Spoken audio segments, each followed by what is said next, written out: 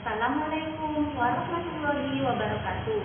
Perkenalkan, nama saya Siti Halisa, nomor induk mahasiswa 8570948838 dari Pokja Ciputat.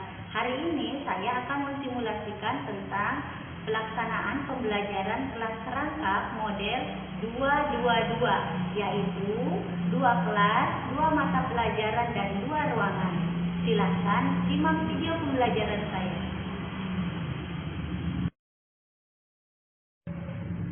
Assalamualaikum warahmatullahi wabarakatuh. Bagaimana kabarnya hari ini anak-anak? Alhamdulillah, luar biasa, penuh cinta, Allahu Akbar. Hari ini Ibu mau bertanya, siapa teman-teman yang tidak hadir? Alhamdulillah, semua masuk ya, semua hadir. Ibu berdoa semoga kita selalu diberikan kesehatan.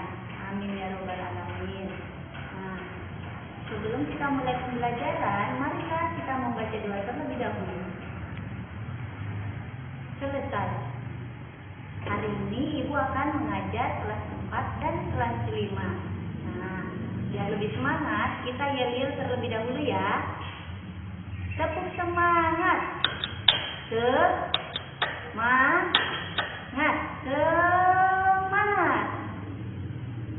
Hari ini Ibu akan mengajar 2 kelas, yaitu kelas 4 dan kelas 5.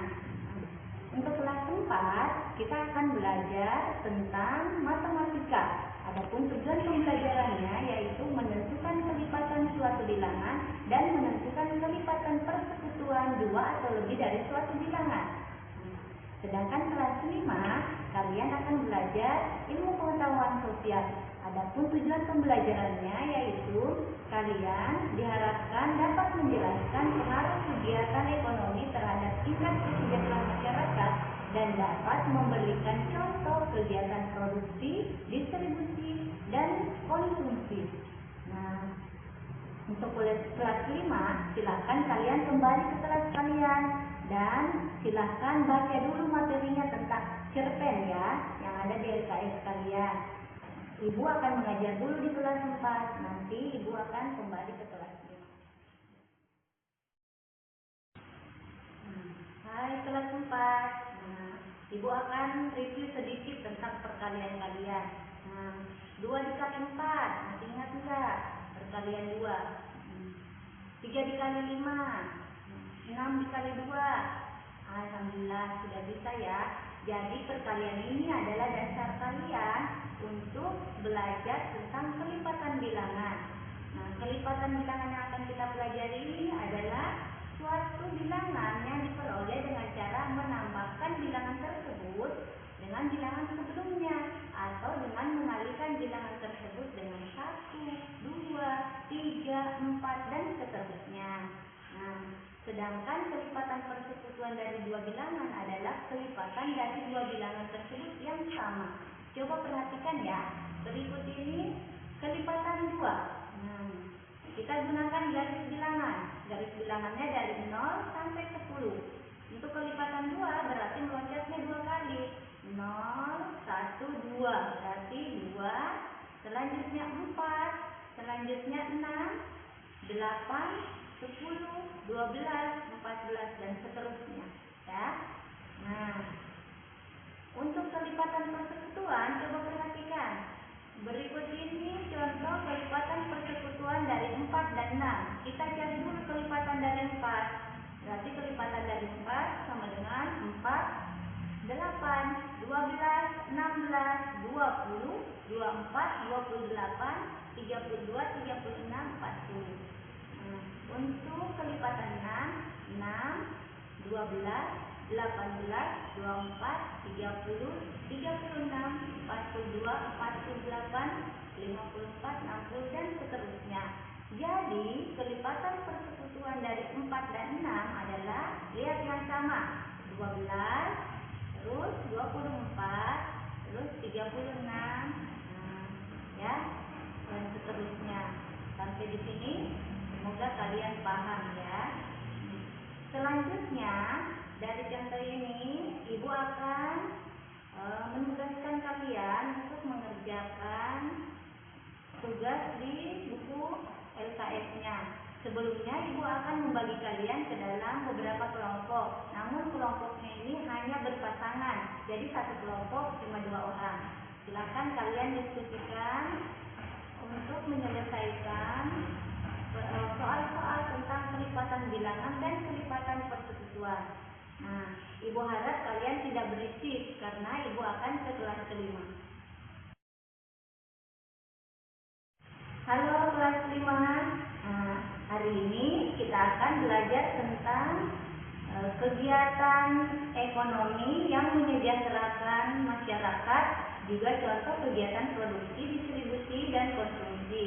Nah, kalian sudah baca bacaan cerpennya yang berjudul Usaha yang dilakukan oleh Ade yang ada di buku kalian? Nah, sudah ya. Nah, dari sini bisa kita lihat bahwa cerpen ini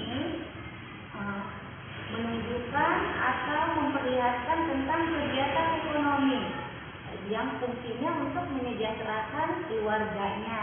Ade melakukan kegiatan ekonomi. Ya, kegiatan ekonomi adalah suatu kegiatan yang dilakukan oleh manusia untuk memenuhi kebutuhan hidupnya. Contohnya yang dilakukan Ade ini adalah usaha untuk berjualan. Hasilnya digunakan untuk kebutuhan hidupnya. Selanjutnya, apa saja yang termasuk kegiatan ekonomi? Itu produksi, distribusi, dan konsumsi. Coba perhatikan.